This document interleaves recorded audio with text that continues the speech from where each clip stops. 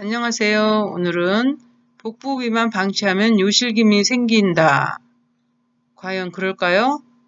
그러면 복부 비만이 불러오는 질환이 여러 가지 있는데 그 중에 대표적인 5가지를 한번 같이 나눠보고자 합니다. 요즘에 계속 지속되는 추운 날씨 때문에 침대에 누워 즐기는 시간은 참 달콤하지요. 그리고 즐겁잖아요. 하지만 활동량이 줄어드는 겨울철에 쌓여가는 지방은 마냥 반가운 일은 아닙니다. 특히 복부 비만은 아주 위험한데요. 내장 지방량이 많아 발생하는 복부 비만은 이상 지질 혈증, 고혈압, 당뇨병부터 요실금과 우울증까지 건강 전반에 나쁜 영향을 준다고 합니다. 보통 비만보다 건강이 나빠지는 속도가 현저히 빠르고요. 특히 국내 비만은 복부 비만 형태가 많기 때문에 더욱 주의해야 한다고 합니다. 과체중으로 인해 비만이 되면 그에 따라 질환들이 여러 가지 발생할 수 있는데요. 오늘은 비만으로 인한 질환과 그 치료법을 함께 알아보려고 합니다. 첫 번째가 요실금이죠. 요실금이 복부 비만에 영향을 받는다는 사실 알고 계셨나요? 복부 비만으로 증가된 복압이 방광을 자극하고 눌러서 요실금이 발병하게 된다고 합니다. 기침이나 재치기 시 소변이 새거나 소변 볼 때 하복부가 묵직하고 잔뇨감이 있는 등 일반적 요실금 증상이 복부 비만으로 인해 발생할 수 있는 것입니다.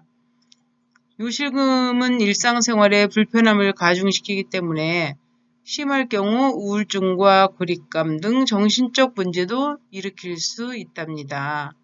그렇기 때문에 복부 비만에 의한 요실금이라면 적정 체중을 유지하는 것이 매우 중요하겠죠. 복부 비만은 만병의 근원이라고도 합니다. 복부에 비만이 생기지 않도록 많은 활동량을 늘려서 잘 관리하시기 바라고요. 두 번째, 복부 비만이 불러오는 병, 하지정맥류라고 합니다. 체중이 증가하여 비만이 되면 다리 내부에 있는 정맥 혈관의 압박이 심해지면서 판막이 망가져 다리에 있는 정맥이 피부 밖으로 보일 정도로 돌출됩니다. 하지정맥류는 오래 앉아있거나 습관적으로 다리를 꼬는 등 혈관 압력을 높이는 행동이 일반적 원인으로 꼽히지만 비만과도 관련이 있습니다. 자, 이거 굉장히 중요하죠. 하지정맥류는 오래 앉아있거나 또 습관적으로 다리를 꼬는 등 혈압 압력을 높이는 행동이 일반적인 원인으로 꼽힌다고 합니다. 사무실에 앉아서 사무 보는 직업인 경우는 종일 앉아 있어야 되잖아요. 그리고 또 앉아 있는 자세가 다리를 꼬아야 편한 자세라면 계속 자기도 모르게 다리를 꼬고 앉는데 이거 굉장히 위험한 자세이기 때문에 주의해야 될 것 같아요. 하지정맥류 증상은 발이 무거운 느낌이 나고 다리가 쉽게 피곤해지는데요. 겉에서 보면 피부에 거미줄 모양의 가는 실핏줄이 보이고 더 진행되면 늘어난 정맥이 피부 밖으로 돌출돼 보이는 것입니다. 세 번째, 복부 비만이 불러오는 병, 우울증입니다. 체중이 많이 나가지 않던 이들이 갑자기 살이 찔 경우엔 자신의 모습을 받아들이기 쉽지 않아서 우울증이 생길 가능성이 높습니다. 자신을 보는 타인의 시선을 신경 쓰기 시작하면서 자존감이 낮아지고 이것은 우울증으로 연결될 수 있다고 합니다. 남성보다는 여성에게 비만에 의한 우울증이 생길 위험이 높고요. 외관에 대한 자신감 상실이 여성에게 더 크게 작용하기 때문입니다. 비만에 의한 우울증은 비만과 우울증을 함께 치료해야 하는데요. 실제로 살을 빼면 우울증 증세가 같이 호전되는 연구 결과도 있다고 합니다.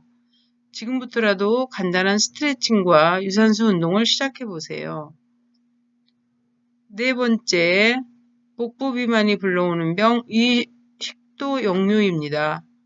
식도가 역류하는 거죠. 살이 찌면 피하지방과 내장지방이 늘어나서 배의 압박이 높아지면서 이 식도 역류가 발생할 수 있습니다. 이 식도 역류는 식도로 위산이 올라오는 것을 말하는데 이는 위산을 견딜 수 있지만 식도나 목구멍은 그렇지 않다고 합니다. 그렇기 때문에 위산이 식도나 목구멍에 손상을 줄 수 있다는 것입니다. 이 식도 역류는 가슴의 가운데가 타는 듯한 느낌을 받는데요. 입에서 신물이 느껴지거나 속이 더부룩한 것도 이 식도 역류의 증상이라고 합니다. 다른 증상으로는 만성 기침과 속 불편감과 쌕쌕거리는 숨소리 등이 있다고 합니다. 이런 증상들이 나시는 분들은 반드시 병원에 내원하셔서 검사를 해보셔야 될 것 같습니다. 마지막으로 5번째인데요. 수면 무호흡증이라고 합니다. 인체 내에 지방이 쌓이기 시작하면 인체 기관의 부피가 늘어나는데 이 기도는 숨이 드나드는 길이죠.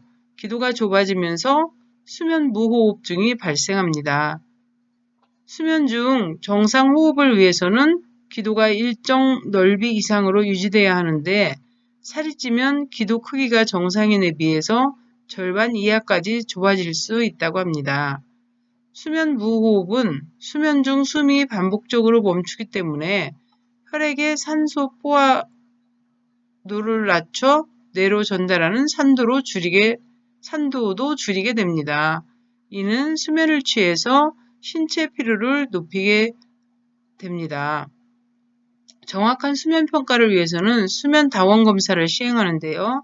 병원에서 하룻밤을 자면서 수면의 전 과정을 조사하는 것이랍니다.